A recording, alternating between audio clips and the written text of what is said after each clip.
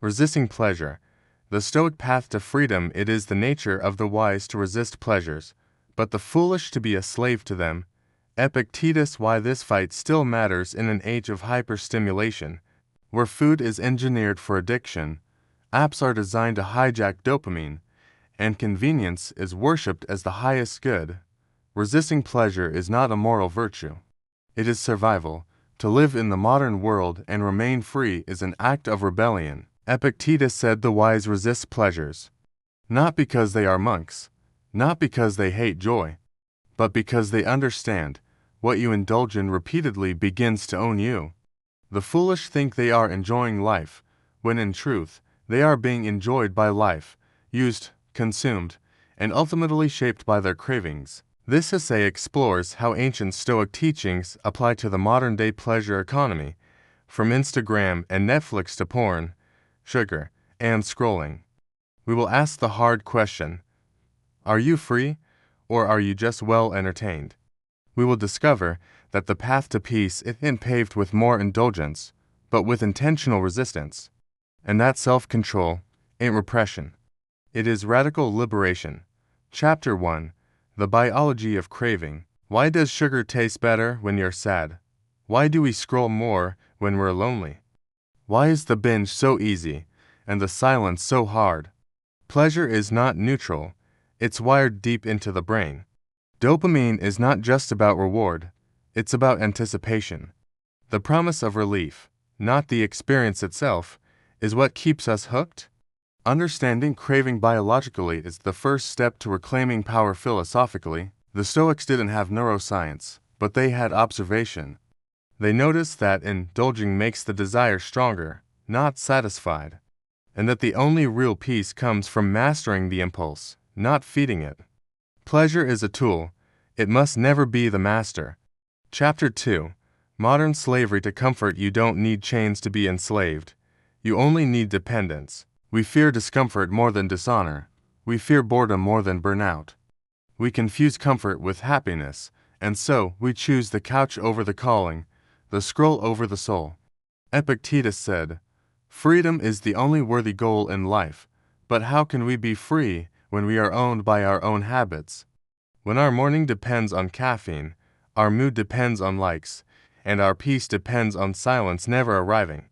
Comfort is not evil, but worshipping comfort is enslavement. The wise resist this not out of masochism, but because they know only discomfort grows us.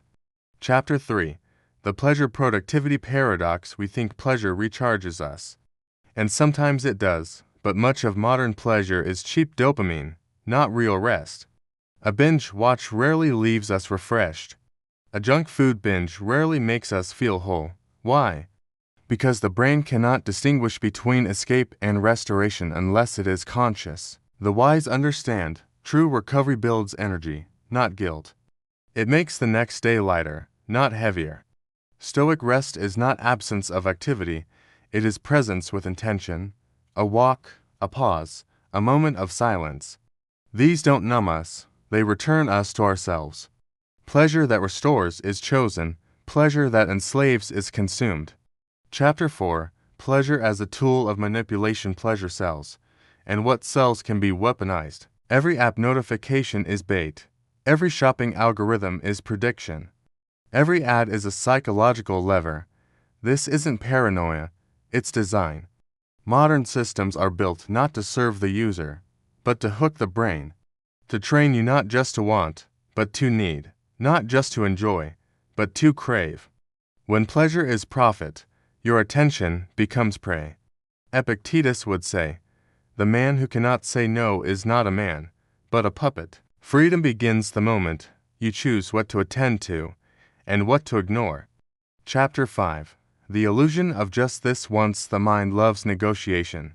Just this once becomes every time. Only today becomes every day. We don't lose freedom all at once.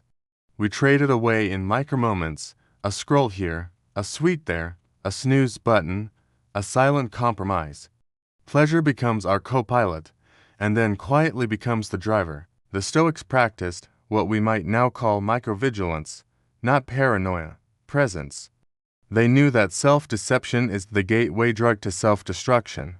To resist pleasure is to resist the part of you that whispers, "You've earned it, you deserve it, you can quit later," and to answer back, "I am free now." Chapter 6. The wisdom of temporary deprivation. Fasting is not just about food. Silence is not just absence of noise. Minimalism is not just about stuff. The Stoics engaged in periodic deprivation, voluntary discomfort, not because they were ascetics, but because they wanted to test their resilience. Can I go without this and still be whole? Can I live lighter and feel deeper? This isn't punishment, it's power training. The modern world says, if you can afford it, indulge. The Stoic says, if you can live without it, you're free. Deprivation isn't lack, it's luxury of clarity. Chapter 7. Practicing restraint in a permission-based culture. Today's culture doesn't just allow indulgence, it celebrates it. Treat yourself. You only live once. You deserve this. These messages are everywhere, subtly suggesting that saying yes to pleasure is saying yes to life. But the Stoic asks, what if restraint is the real celebration? When you say no to the 5th slice, the 6th episode, the 7th snooze, you're not depriving yourself, you're declaring yourself sovereign. In a world where everyone follows impulse, the person who can pause becomes the rarest force of all, disciplined and dangerous. Chapter 8. Stoic joy, a pleasure beyond pleasure. The Stoics were not anti-pleasure, they were anti-dependence. Real joy, they taught, comes not from the senses, but from the soul. From alignment, from clarity, from strength. There's a pleasure beyond chocolate, beyond binging, beyond climax, the pleasure of walking past temptation and smiling. The pleasure of waking up with nothing to regret. The pleasure of being able to look your desires in the eye and say, "You do not own me." This is Stoic joy, and it is deeper than any dopamine rush. Chapter 9. Reclaiming the sacred power of attention. Pleasure hijacks focus. It fragments us, scatters us, trains the mind to seek stimulation instead of depth. To reclaim your life, you must reclaim your attention. The Stoics taught presence before it became a buzzword. They understood that a life diluted by 1,000 micropleasures is one where nothing is truly experienced. Deep work, deep love, deep peace, these require undistracted presence. You must resist shallow pleasure to access meaningful life. Chapter 10. The final freedom. In the end, resisting pleasure is not about saying no, it's about saying yes to something greater. Yes to inner strength, yes to clarity, yes to unshakable freedom. The fool is owned by his appetite. The wise person owns their will. Epictetus doesn't ask us to hate pleasure. He invites us to love freedom more. And freedom begins the moment you can want ... without needing. That is the nature of the wise.